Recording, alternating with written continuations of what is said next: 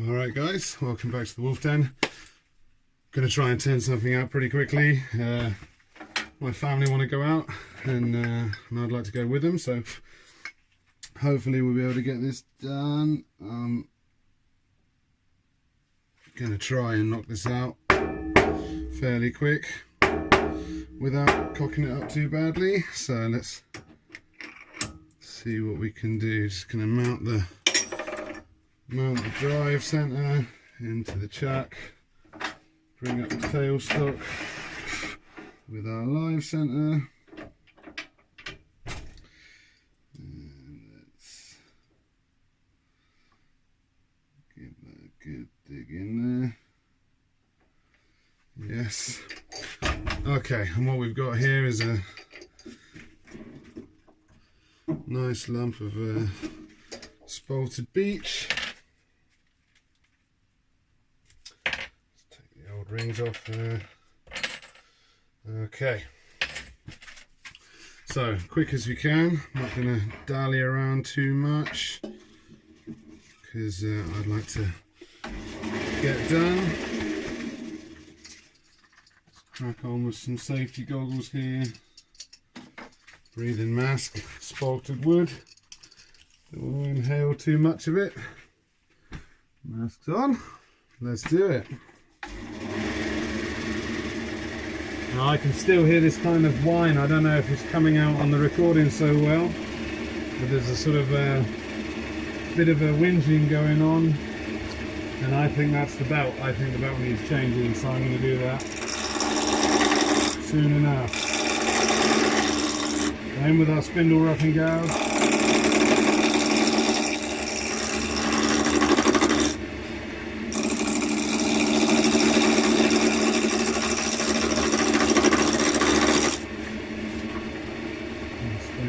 Close to the piece.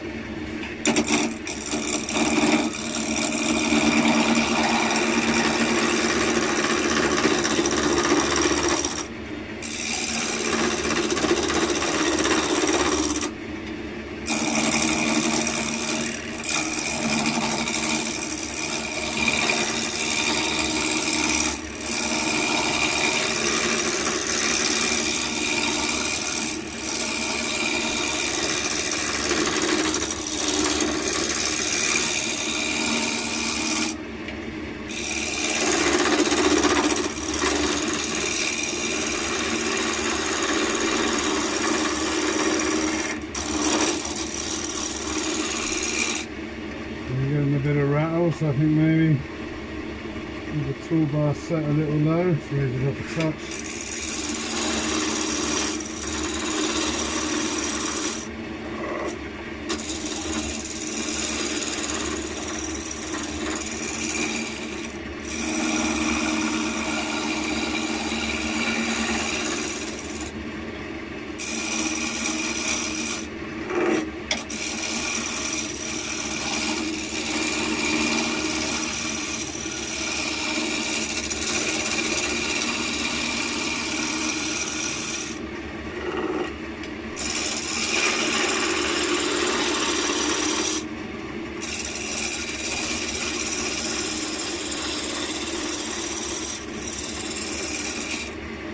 Now, getting close to round, a couple of flat bits, but this end is round enough now that we're going to whack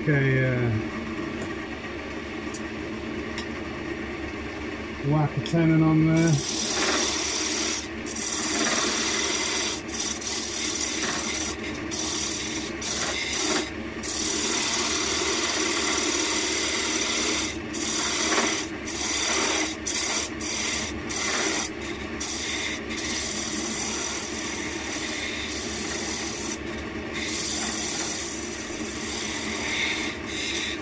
I'm just using my diamond parting tool to put the tenon on and also to give it a bit of a dovetail.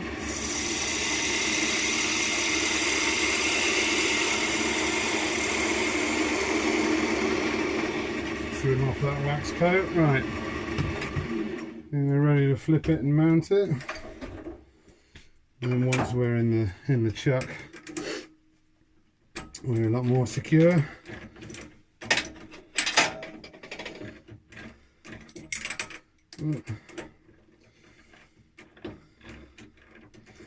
Like I say, I'm not on a time limit, but I would like to get done. I'll also try not to rush it, because we don't really want to bugger it up. Lovely bit of wood. Yo.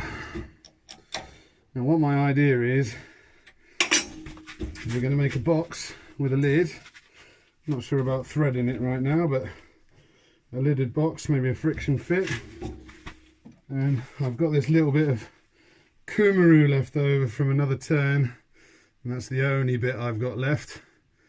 And it's such a beautiful wood, I don't want to waste it. I mean, I want to use it, you know, I don't want to have it just sitting there doing nothing. And I think I'm going to make like a little base with a little stem, very small, and then I'm going to make this into like a goblet style with a stem coming down, and we'll meet the stems. Anyway, we'll see how it looks. I may change my mind. I've got other bits of spalted beech that I could use if I do change my mind. Okay, and now we've got it pretty much round, I mean almost. We can pick up the speed, safely mounted in the chuck.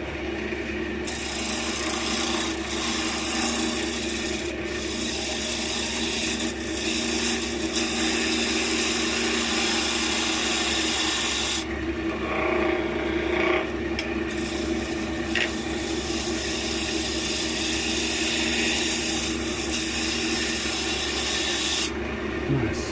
Right. Get rid of that. Now, have our pencil here. I'm going to take note of. That's not really much good. And we want to make the lid. And then we need to leave a little bit. It's going to go inside the box. That's going to be the friction fit part. And obviously enough that it's going to be for the parting tool to go in there. So now we've got no big bits coming at us. I'm going to switch my goggles over to these smaller ones because it is warm again, and I can't see much when those things steam up. We'll put the mask back on when it comes to sanding now. Because we want to try and match the grain, and because this is spalted wood, so the grain is kind of crazy, I'm going to go in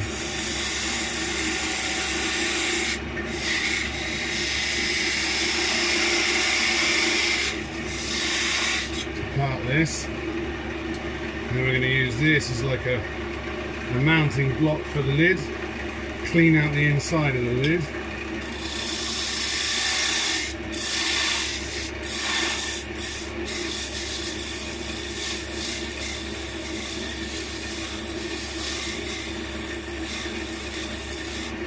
And that's our spigot. Slide it.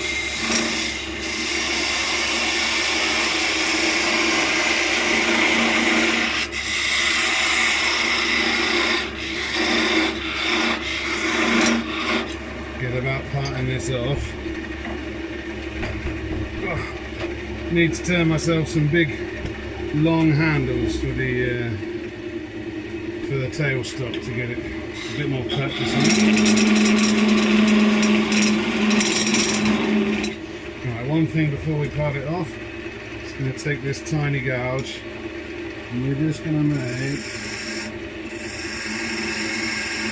a groove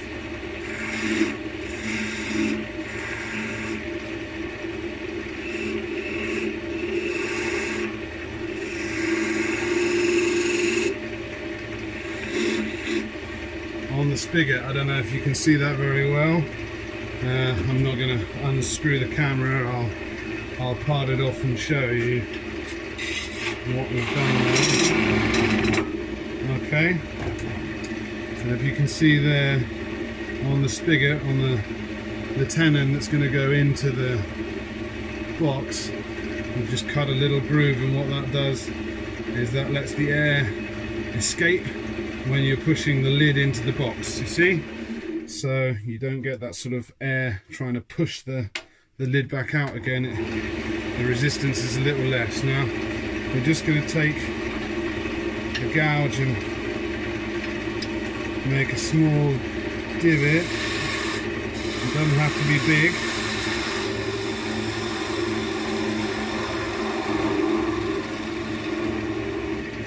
But we're just making it so it's not pushing outwards. We don't want it to be domed.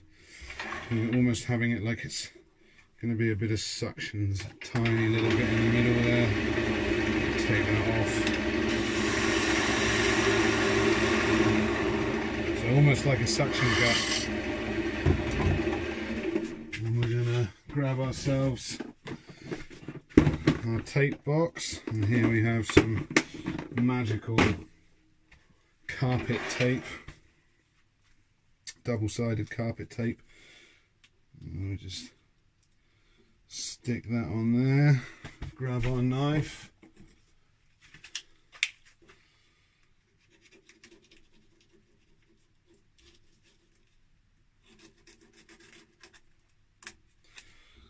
okay.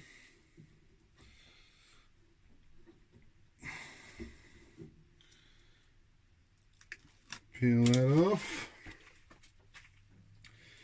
We'll do a double take on this because the more surface area we have that's sticky, the better.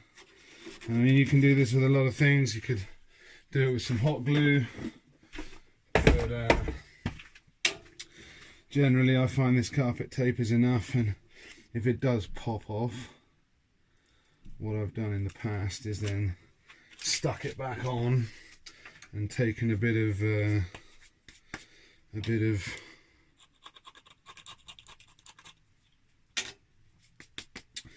electrical tape and stuck it around and used that. So try and make sure we're as central as possible so we're not out of balance.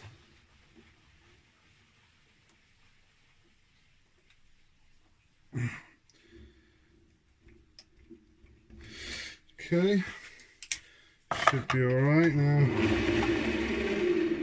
It's holding for now. Just remember that when you're using tape, you know what I think I am gonna go around the edge with a bit of masking tape. Or, yeah, we'll use the masking tape. It's not going to cause a big problem. Still got to clean up the outside anyway. So, just to be safe, just to be sure it's not going to pop off. The more times it pops off, the more times we have to remount it, and more time we're wasting. So let's just get about it like this. We've got our nice chunky spindle gouge. Now I swept back the wings of my spindle gouge. 3/8, yeah, 3/8. I swept back the wings especially for making boxes, because I find that this sweep really lets you carve out the inside nicely.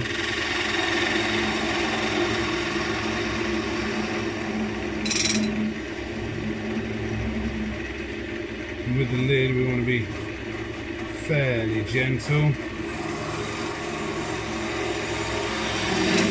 not least because we haven't actually shaped the other side of it yet, so we don't want to go too deep and not leave ourselves enough room to shape it. Well, there we go anyway. It was not liking that. Looks like there's a bit of rough surface in the middle there. It's yeah, spalted wood is kind of punky anyway, naturally, but yeah, that was not liking that cut. But I am going into end grain now, and I probably should have switched to my bowl gouge. We'll do that. We'll switch to the bowl gouge now. Let's just make sure that's on good and tight, and I also switched to the electrical tape, which has a bit more adhesion. Masking tape, really, it's for masking off an area while you're painting, and that's not much good for much else. To be perfectly frank, I don't use masking tape very much. I find the only thing that it sticks to is me. It doesn't even stick to itself very well. And as I say, we haven't cleaned up the outside of this yet, so even if we get some of the adhesive off the back of the electrical tape sticking to the piece, we're still going to clean it up afterwards. So let's switch to the ball gouge while we're at it. Just that the ball gouge is so big, it's a bit harder to get into the smaller spots. That'll be alright.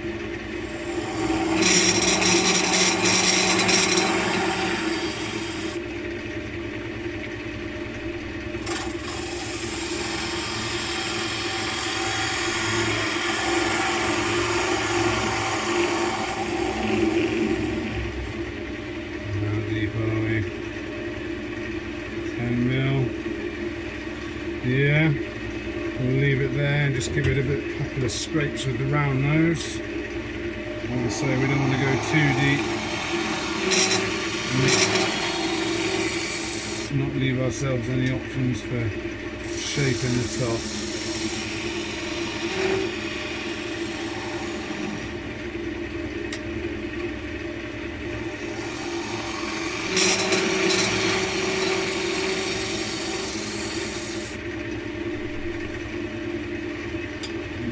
Give it in the middle.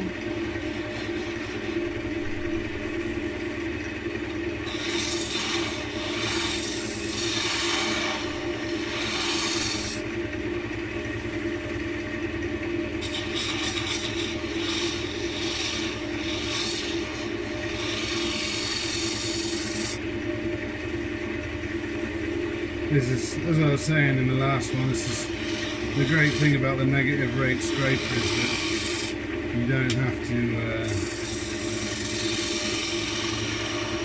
lift the handle and put yourself at a compromising angle. That negative rate lets you take a nice pass.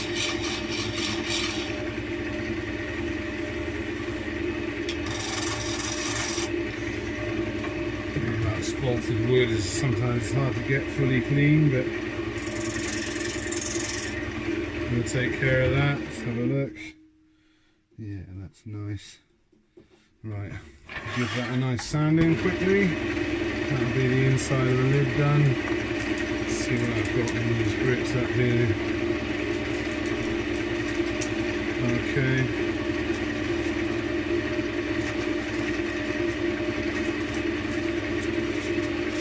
And that quick polish with the 80.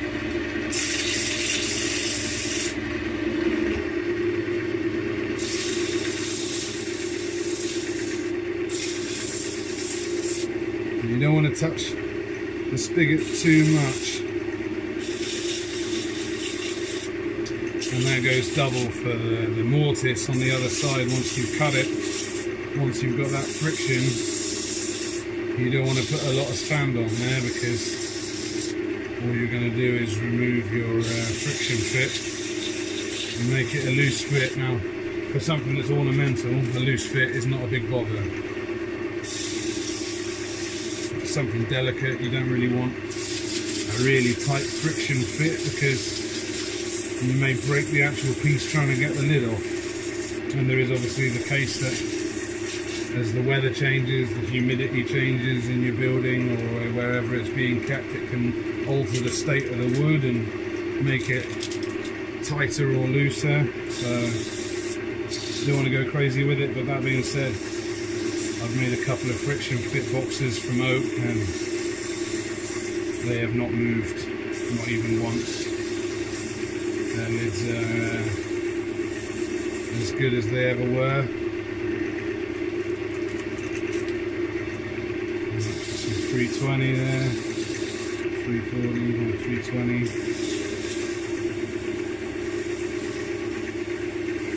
These little sanding pads are great, especially for this mandrel that I made. That one there. And you get it onto the old impact driver and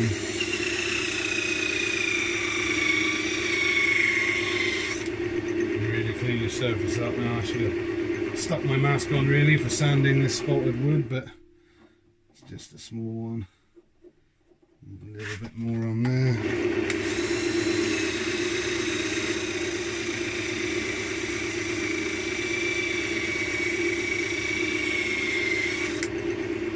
Now you may find with spalted wood that you spend a little more time sanding because of the grain, the spalting and everything is kind of, it makes the wood a bit punky, a little bit loose, but once you get the sanding sealer on there as well, and you raise it all up,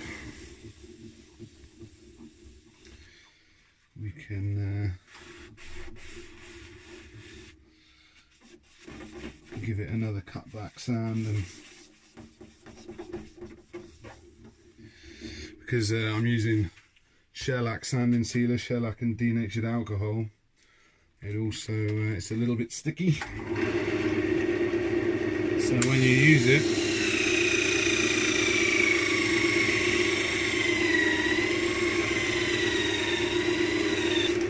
the next time you sand, the dust that comes off it kind of sticks into the pores, so it fills the little holes. Hopefully I've got a fresh battery.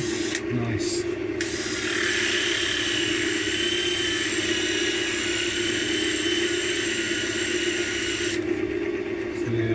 Cut it back again. What we're going to do is we're going to use some sanding paste, because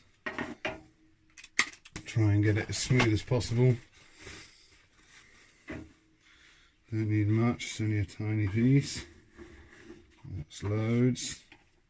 Reduce the speed for this so we make the most of it. And as I say, what's happening is little bits of stone and pumice and whatever that's inside the sealer, inside the sanding paste, I should say.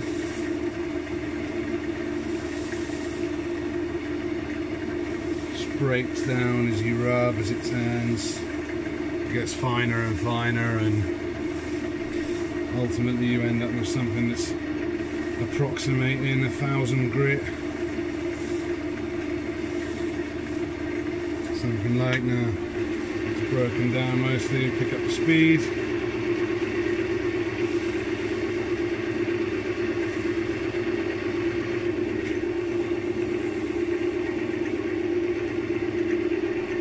There we go.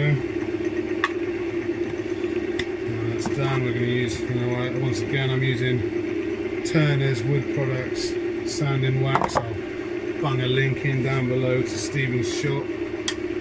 This is his own brew sanding paste and waxes, and they're really exceptional stuff. I'll put a link down to his online shop. Now we're going to apply the Monton wax, crank up the speed, and this Monton wax, it really does give it a lovely shine.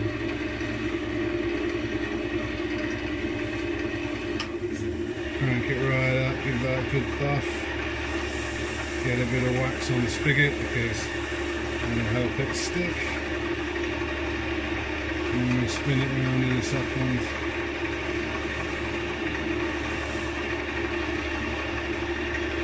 Okay.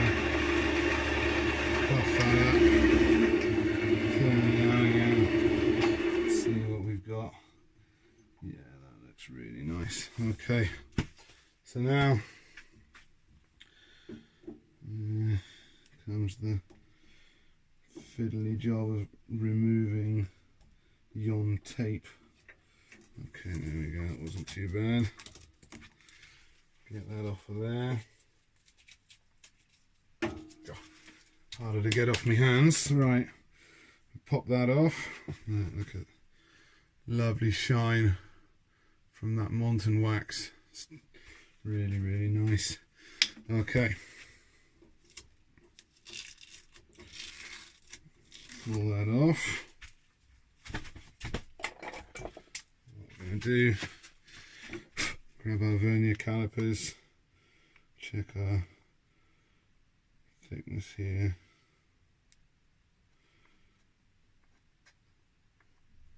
If we can have it a little bit tight, all the better. That should be good. Touch it with one, see if we can match it up with the other.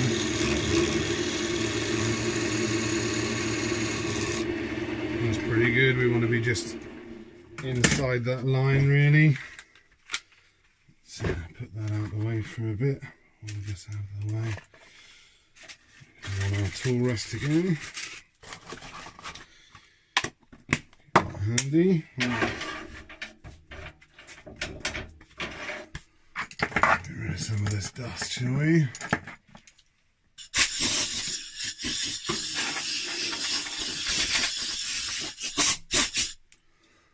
Okay, alright.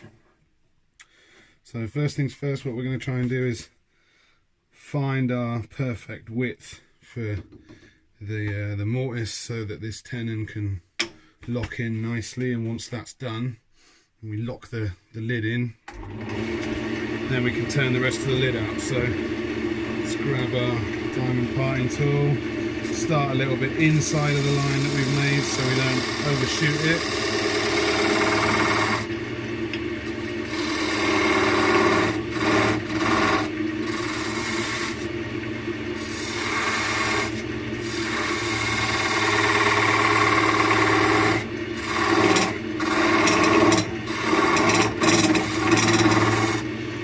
Starts this rather time-consuming guessing game of lining it up, starting it up again. And sometimes you can just hit it and you're just like, yeah, that's the stuff, but not always. And like I say, it's better to start a little bit shy of the line that you've made, just so you don't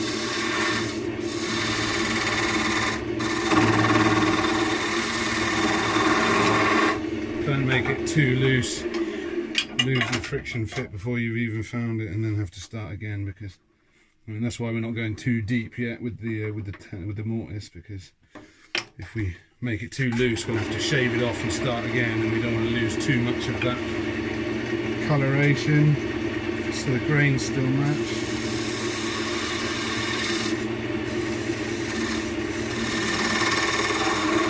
And when you get close, you have to be careful. It may take a few stops and starts, but you can be as close as you like and be under and still have a chance. But once you go over that line,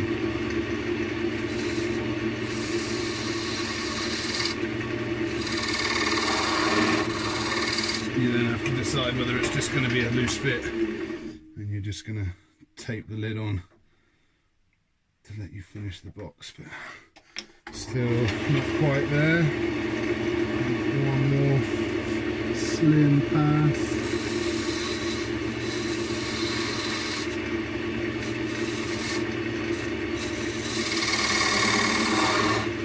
And you can put like a slight bevel going in. Okay. Yeah. So already that's quite nice. So we're going to try not to touch the outside again and just take it deeper.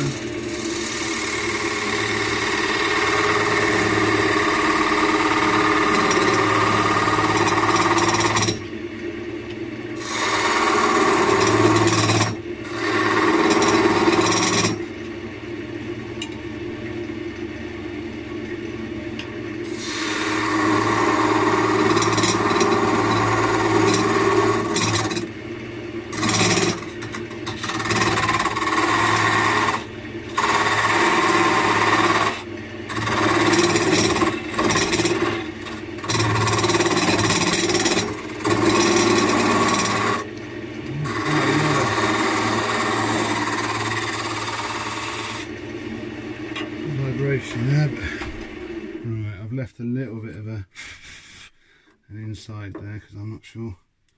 Yeah, we have to slice that back now.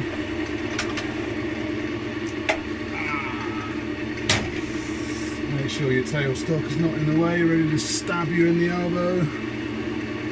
Always a good idea.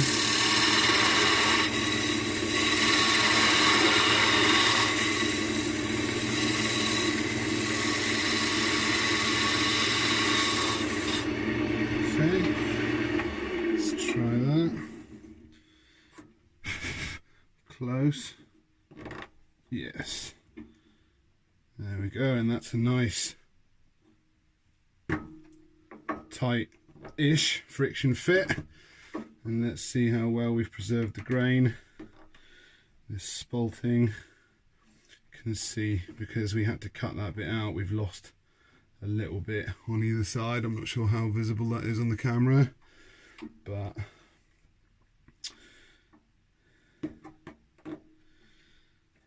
yeah.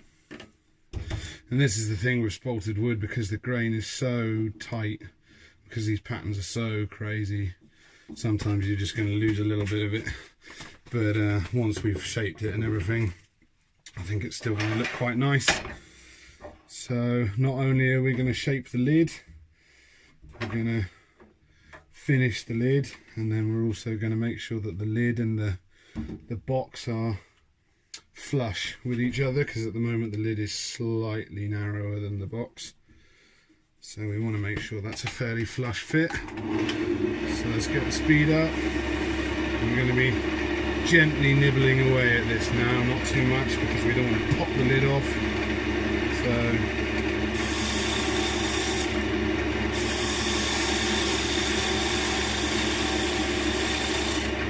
just gentle nibbles.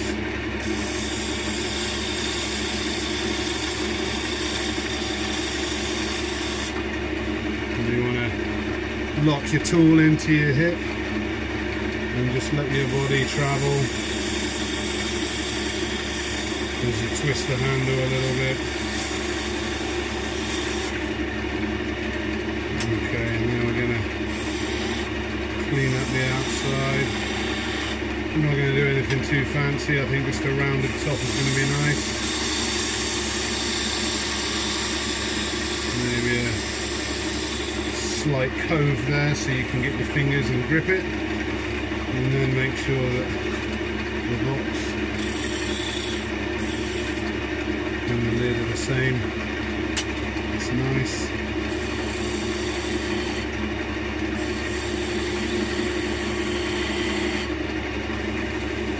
Nice, right. I'll clean the end up as well. Still got some of that sealing wax on there.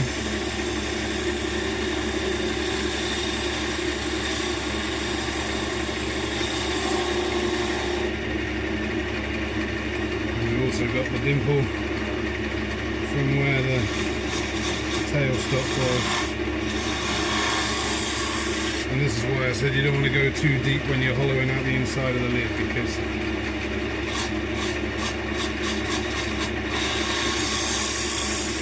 you don't want to be cleaning up and shaping and find yourself going through it. And then a slight divot in the top, just smooth a little bit. Let's see how that looks. We got rid of all of the wax, haven't we? Okay, a couple of little tool marks, let's clean that up. Nice little pull cut.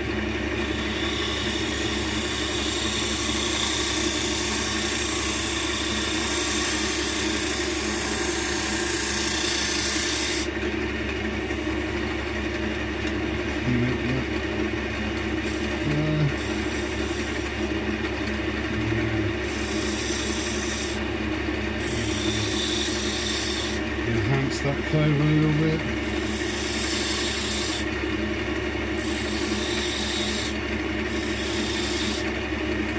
So you should never try and attempt to cove in one go. You should come at it from both sides. I have tried it in one go and had some success, but it's true, like, you come at it from both sides, you can meet it in the middle, you can make it look nicer. So let's give that a sound. Okay. Knock it back down to about 10k. 1k even, 10k, Christ. That would be scary stuff.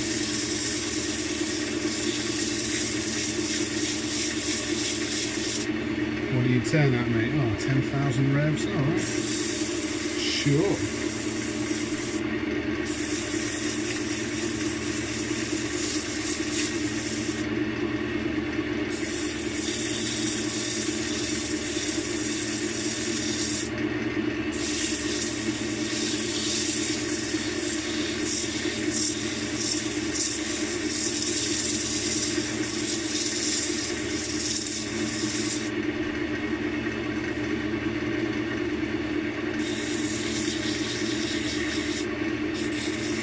Always going to be your lowest grit is going to be the one that does the most work.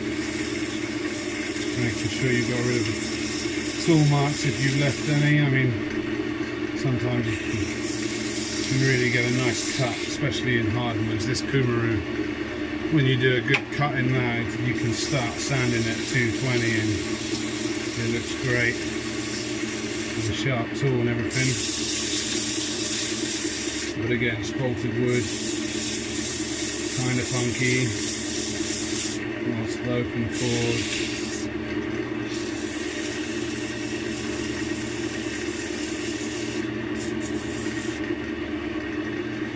And I'm going to leave a bit of a divot in the centre because what I might do is drill a tiny hole and make a tiny little finial to come out the top. I've got this lovely ebony which I think would look quite nice. Just make a very small finial, nothing too extreme.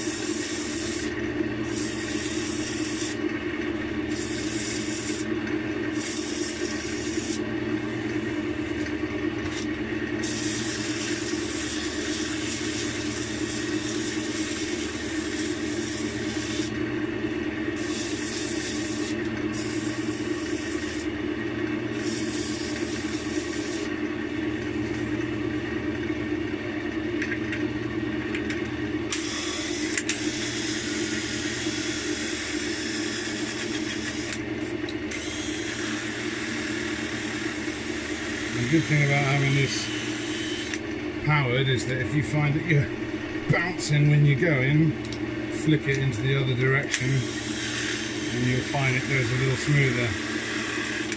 Different directions for different parts.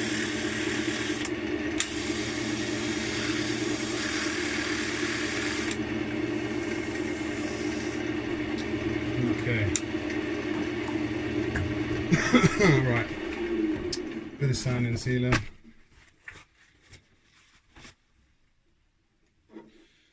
You really see some of the spalting has actually started to really colour the wood. You see this sort of black dust effect that's in there as well.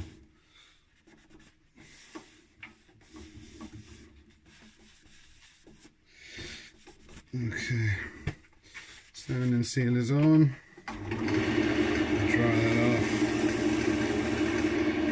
lower the revs, get our sanding wax. So we're already approaching 40 minutes, so I don't think this is going to be a 1 hour turn, but let's see what happens.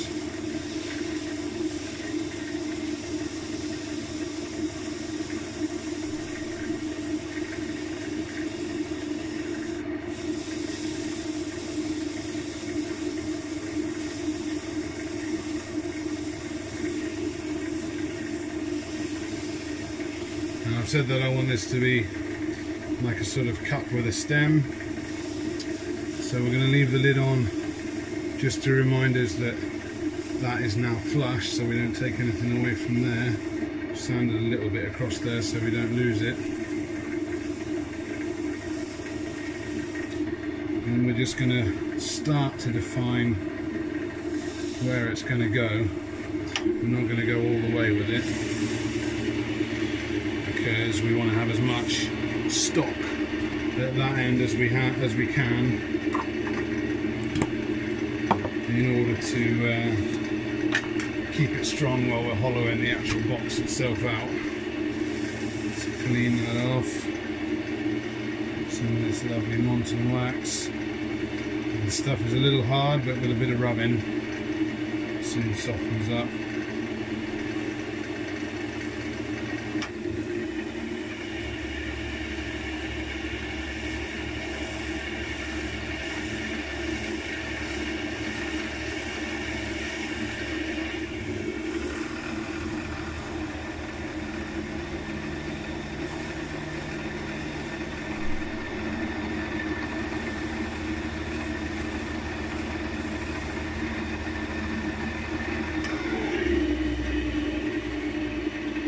Okay. Let's all the rest back here. And as I say, we're not going to go all the way, but we are going to start to define it. So I want the stem down here, and I want this box to start curving in about here.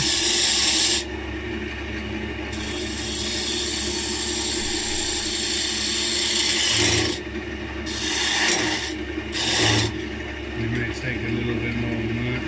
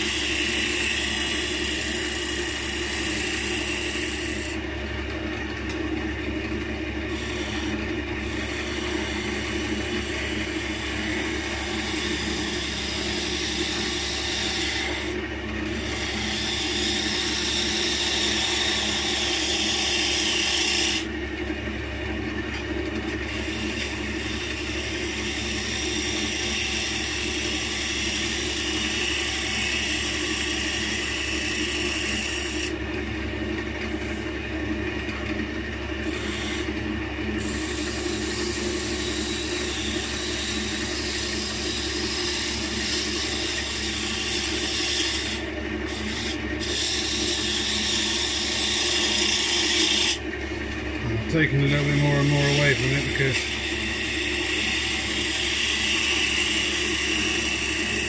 I'm looking at the size of the lid, and there's truth to the power of thirds, you know? The lid should be 1/3 of the overall piece, or should be 1/3 of the size of the overall box.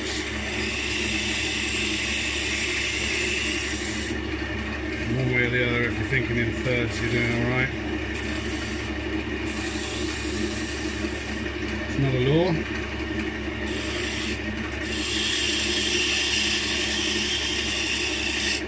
It does have some merit to it, that's for sure. I use these planing cuts to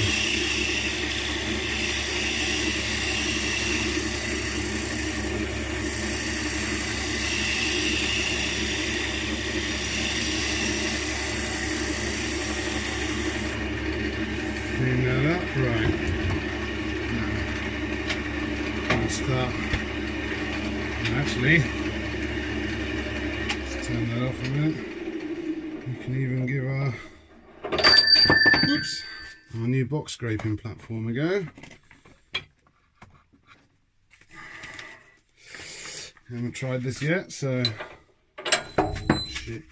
bear with me.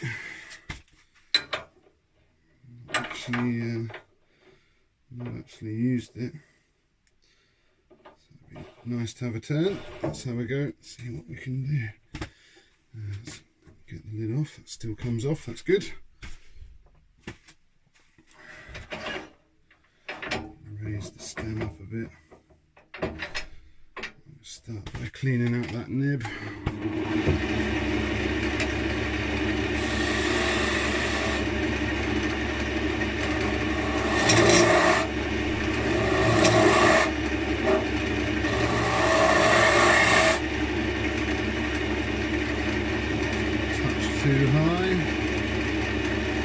meet in the centre.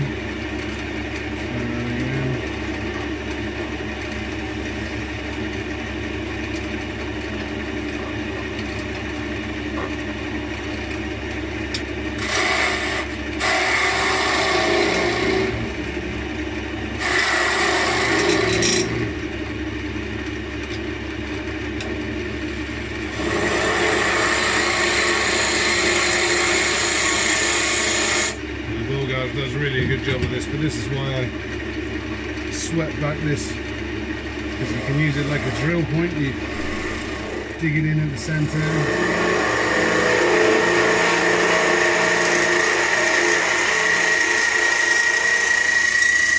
and then drag it out to the sides, remembering not to touch that mortise too much because we don't want to lose our friction fit.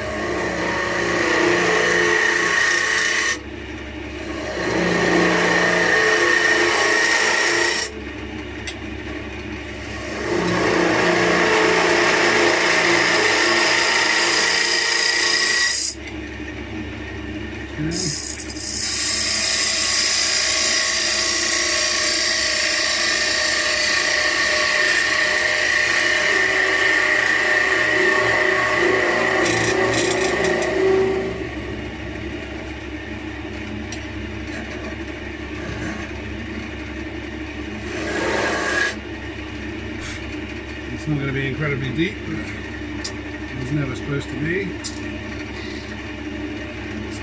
Platform in there now.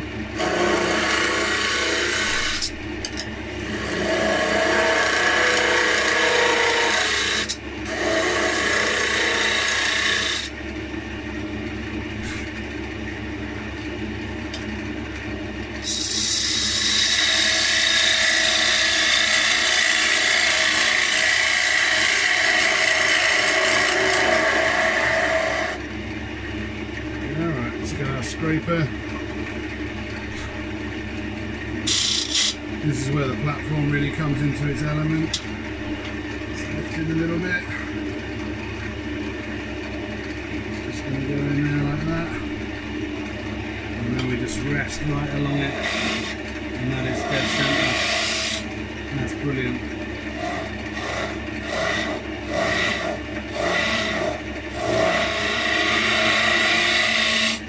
Feels a lot more secure than hanging over the edge of the toolbar, going sideways.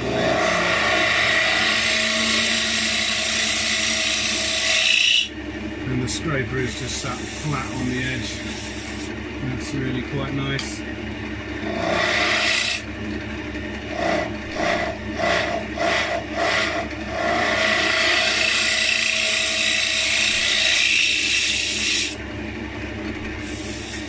Okay.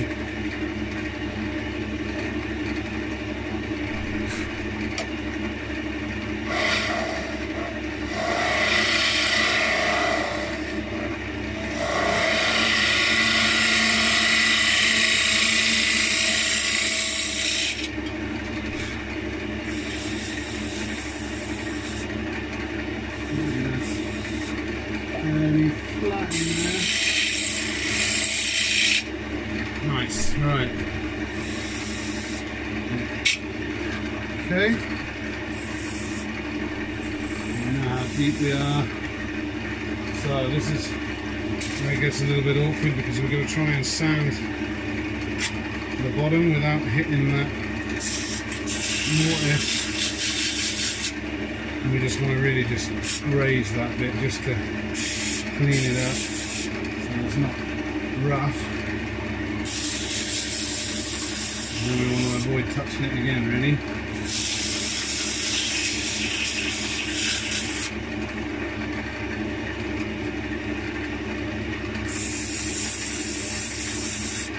And this is where the whole sharp tools and good technique comes into it, because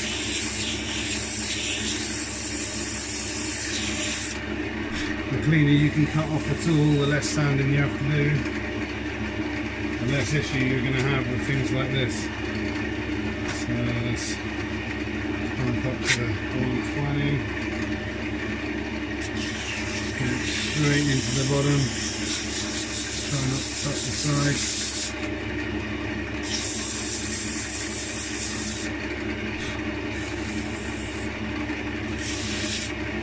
because this is going to be on a stem, we're also going to sand the outside of the box,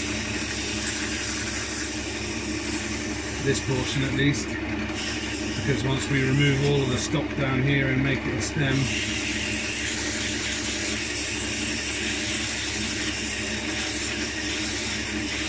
it's not going to have the same kind of strength that it does at the moment. So while we're here, let's just carry on with this bit. We don't want to touch this bit too much, we already sanded it.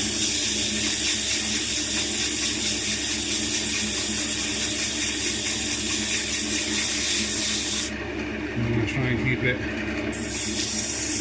flush with the lid. Let's go a little bit fast.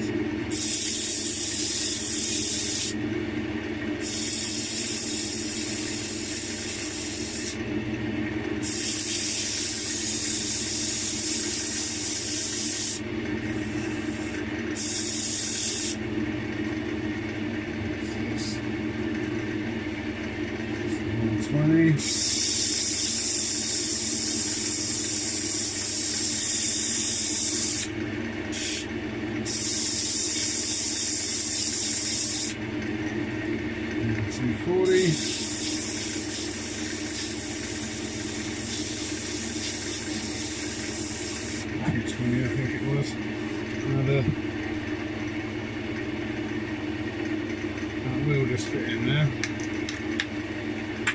Let's give it a try.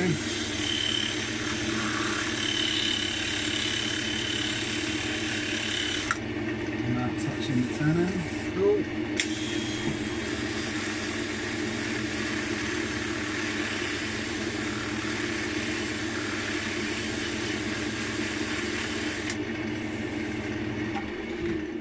Let's get a bit of sand and sealer on there. This crack in the wood has gone all the way through, and that's a little bit unfortunate. What we might do is try and stabilise that with a bit of CA glue.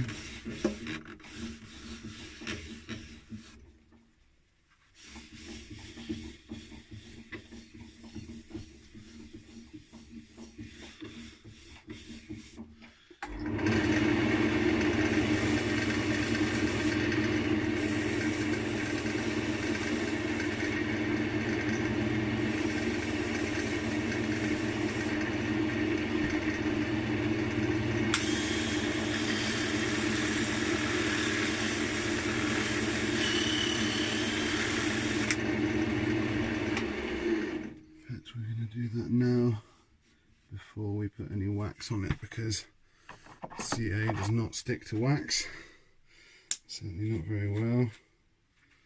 So let's just have a little dribble of CA into this crack. Wait a minute, that's the thick stuff. We want this to dry pretty quick. We'll go for the thin CA. We're not sure how it's going to look when you get further down on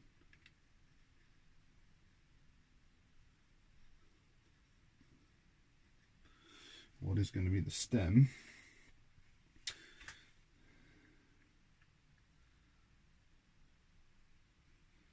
Just a little dribble, stabilise it up. Down here the crack is still there, but once we get in, we may find it disappears. If that's the case, don't have to worry about it too much. Oh, a bit too warm for these goggles. See, we're approaching the 55 minutes. It's taking a bit longer because I dropped a few things, stopped a few things. Alright, let's just wipe off any excess. Give that another sand. Make sure we don't have any lumpy wax, lumpy glue.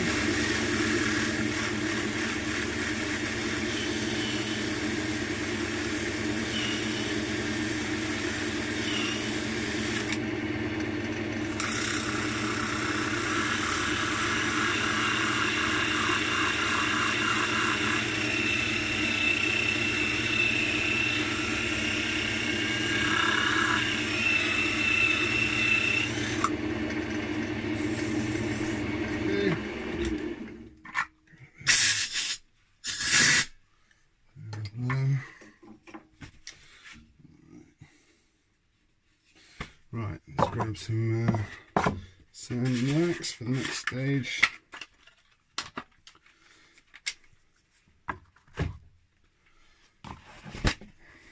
Okay, it's a small piece, you don't need loads.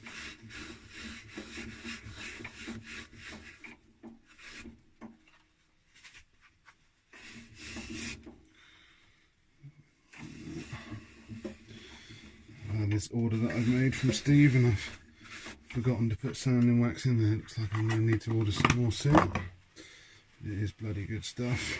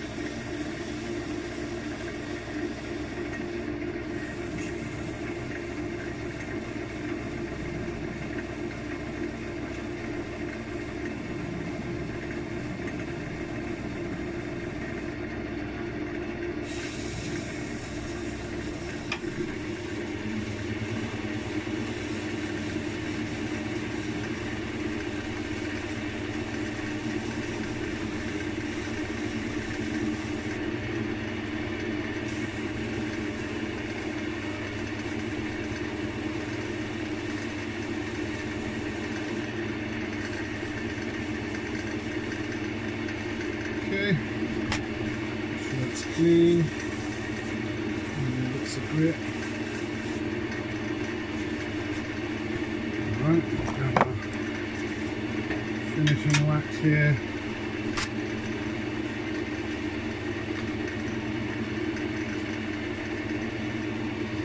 So it comes off in quite a hard lump, but going on the inside now.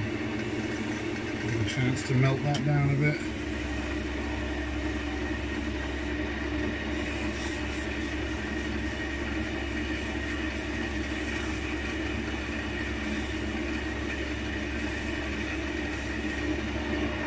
In a second, this is where we're going to find out whether we've still got a friction or a loose fit.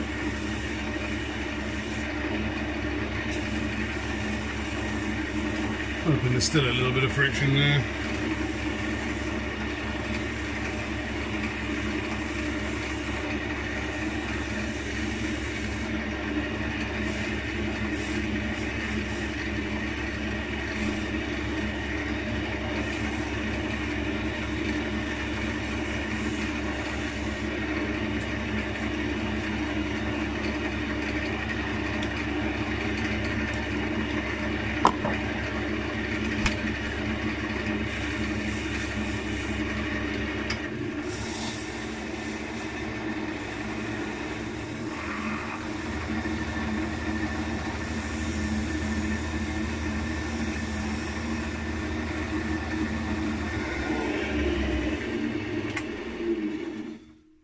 See, that cracks.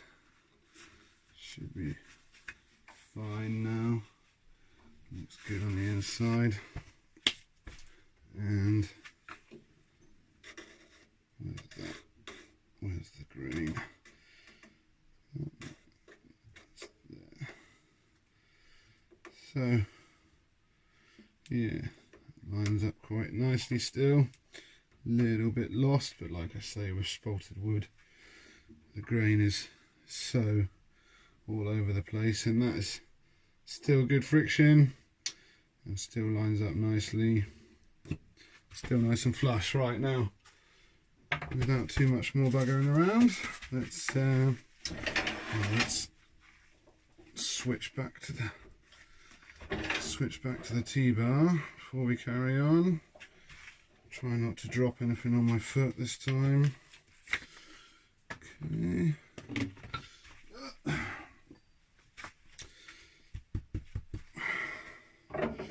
does mark the the need for appropriate workshop footwear. I'm sure you've noticed my extra safe steel toe cap flip-flops, but it's only my foot I'm breaking, so back to the spindle gouge. Start eating away some of this material.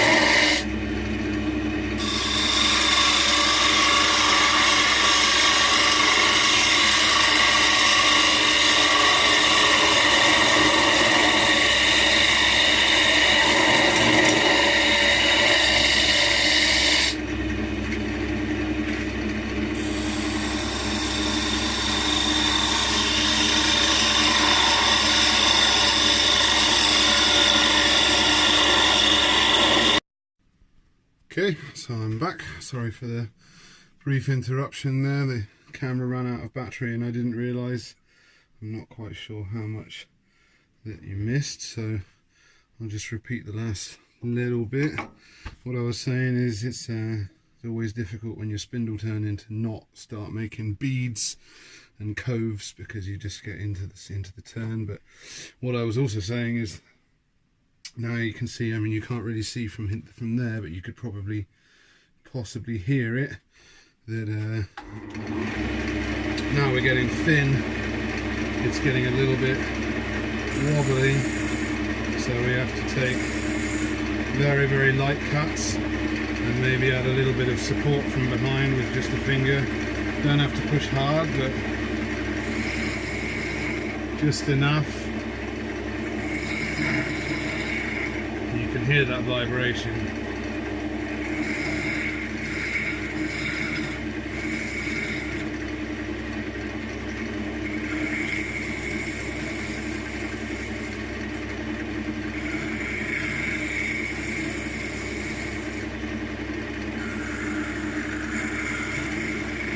When you're doing something like this, if you feel your finger getting hot, you're pushing too hard. All you're really doing is providing the same kind of resistance as the amount of force you're applying with the tool, which is not very much.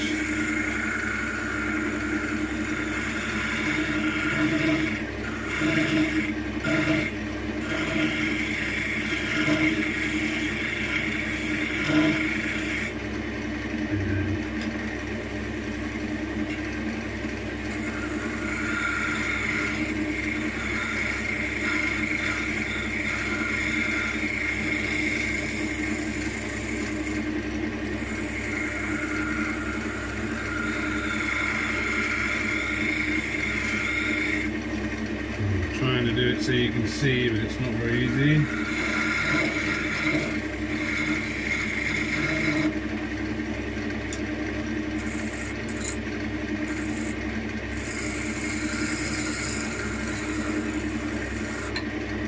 We'll try and get in there with our scraper, see if it makes a better job of this.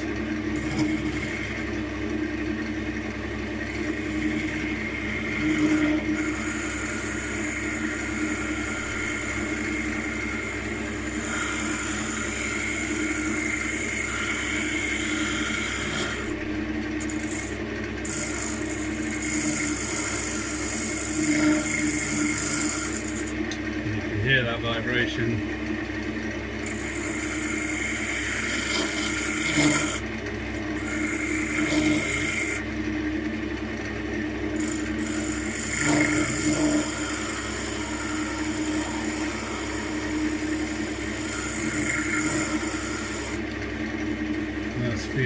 better. I did have some rather nasty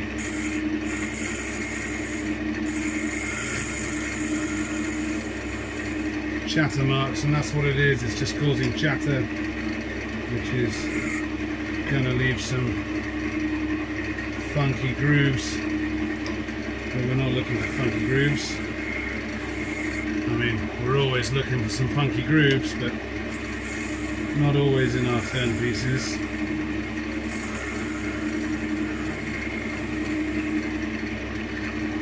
Okay, it's definitely feeling better. We'll clean that up with a bit of sandpaper and hopefully we'll be good. So, crank it down just a little bit. And start out with our 80, move up to our 220. And when we're sanding, we can support from both sides quite easily.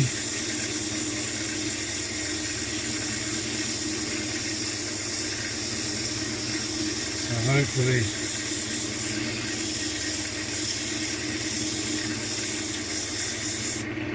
get any chatter marks out.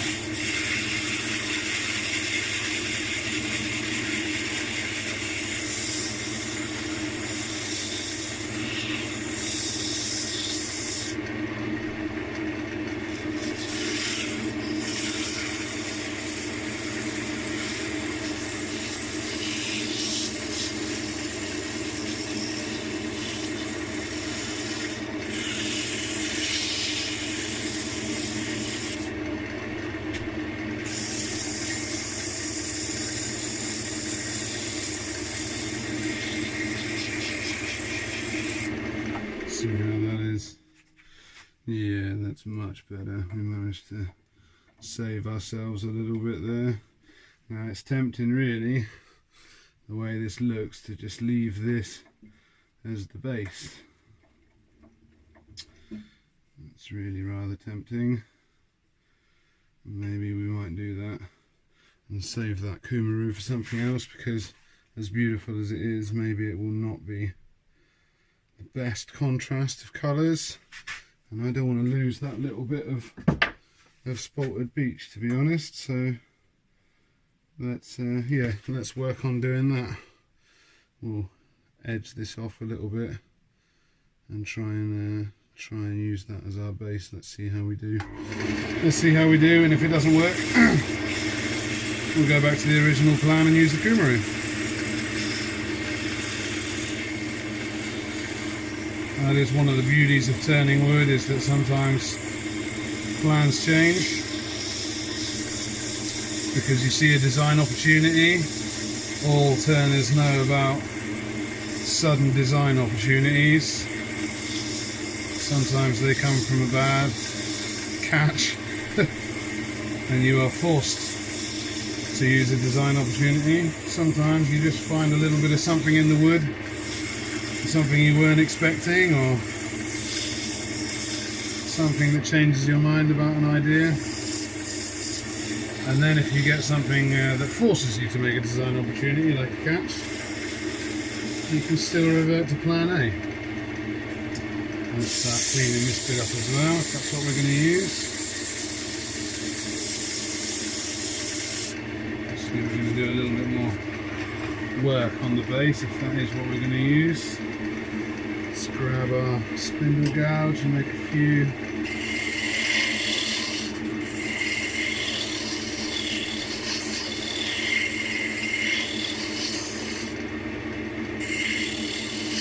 Cleaning cuts.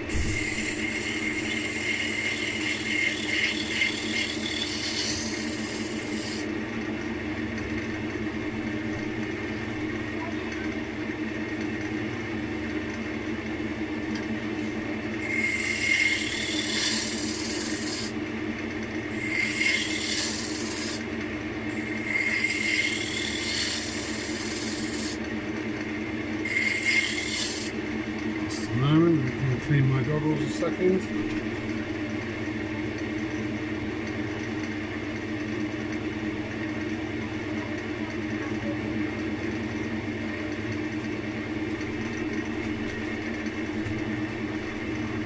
There we go. Goggles back on. And I've I've been informed that it is time for us to head out, so see if we can finish this up quickly. Okay, that's nice, smooth.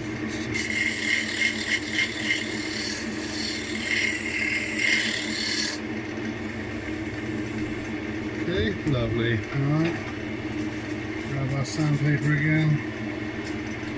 Let's finish up the base.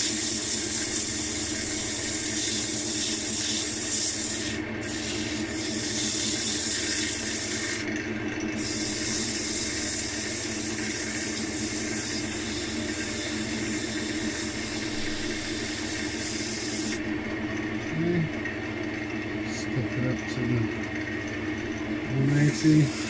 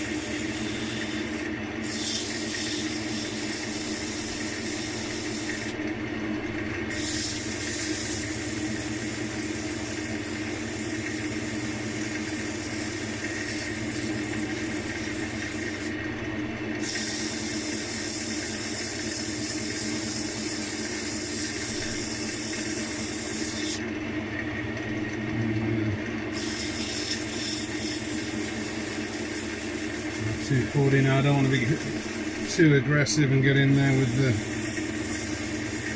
the impact driver sanding mandrel, so I'm just going to hand sand that 320. Let's grab one of the discs.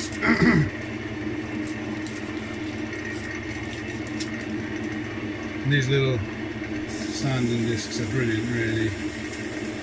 Nice little size.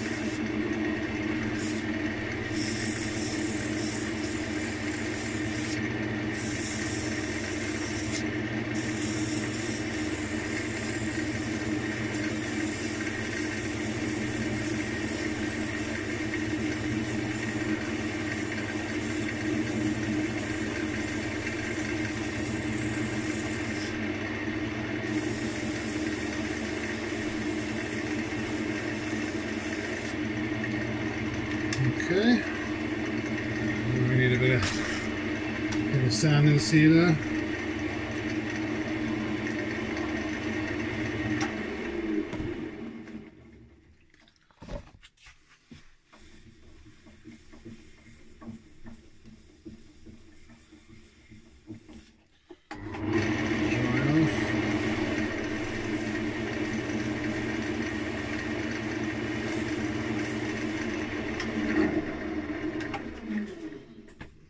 Sand and wax.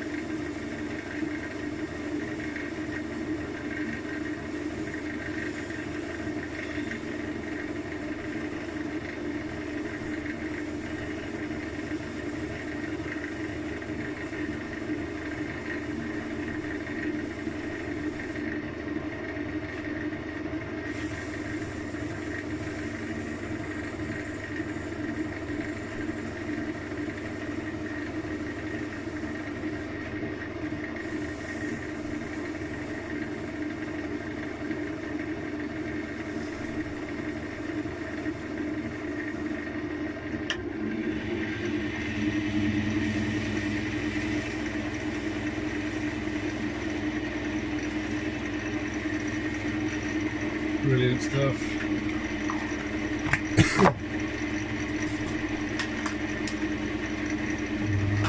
Finishing touch wax, mountain wax.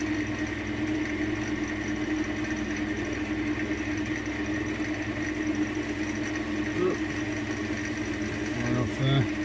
I'm going to put another coat of this mountain on the actual goblet part itself as well, because it's probably got a bit dusty now. Everything else that's been going on. Some around the base there. I'll crank it up.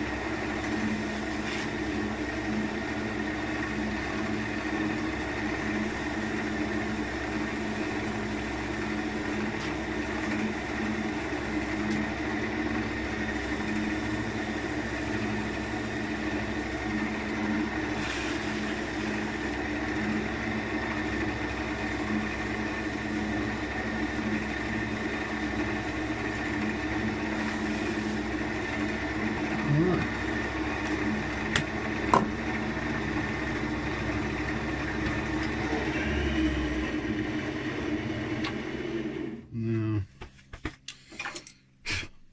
see, we've got to find a way of getting this off. It's not a perfect method that I'm going to use, but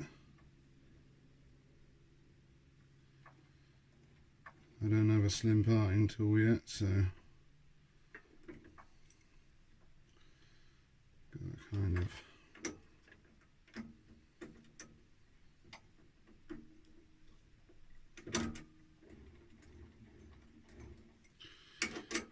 get it off of here somehow.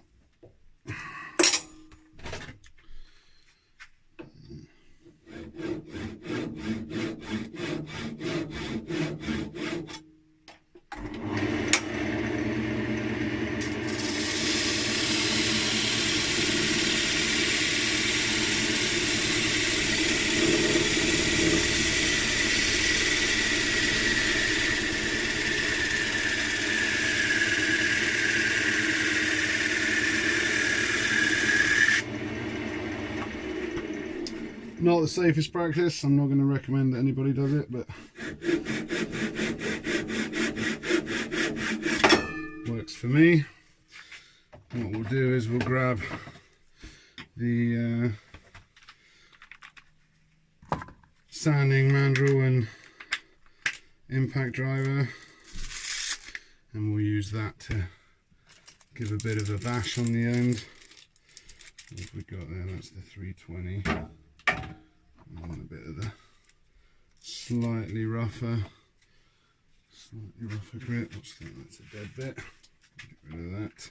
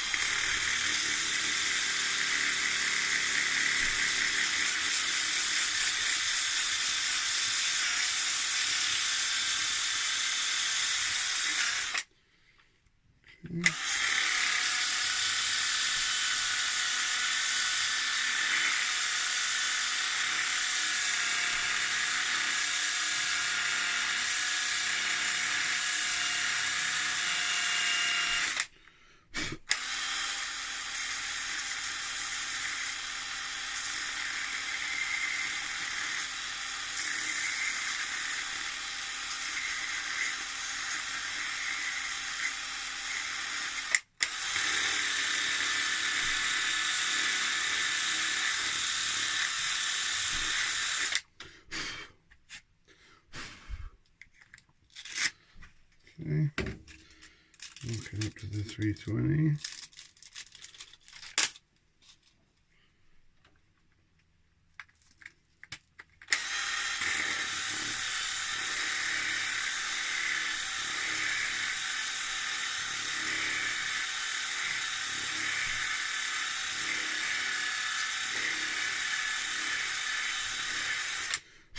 Because that molten wax from Turner's products does require a bit of a speed to buff it properly, I'm not going to finish the bottom with that because I don't really have a way of remounting it. I mean, it's possible you could, you know, line the inside of the box and expand the jaws into it, but I've turned the wall thickness very thin, and also, you remember, we had that crack in there, and I don't want to risk opening that up by expanding the jaws into it, so I'm going to use a little bit of this carnauba,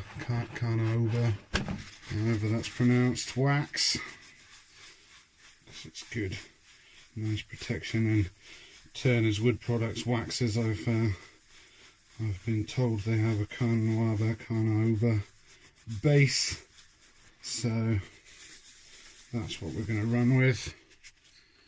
Get that on there, another little coat of it.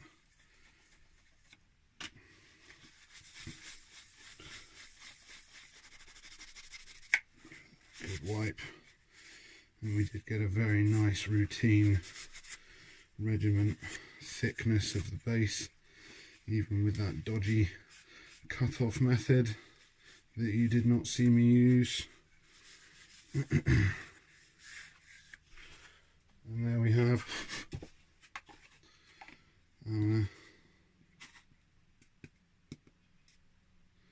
spalted beech, miniature, kind of looks like a sort of stemmed urn, I guess, but in miniature.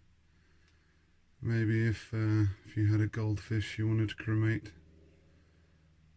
But lovely shine from the molten wax, lovely finish. Ooh, where am I going? Even for spalted wood. Nice, fairly thin stem. Still a decent friction fit. The light's not particularly good. I'll get some still shots and put them up at the end like I did with the ashtray. But yeah, quite happy with the way that's come out. Nice little box for something or other. Cremated goldfish. Oh, sorry, excuse me. Anyway, there it is. Thank you very much for joining me once again in the wolf den. Get rid of these. I hope you enjoyed the turn, and we'll see you next time.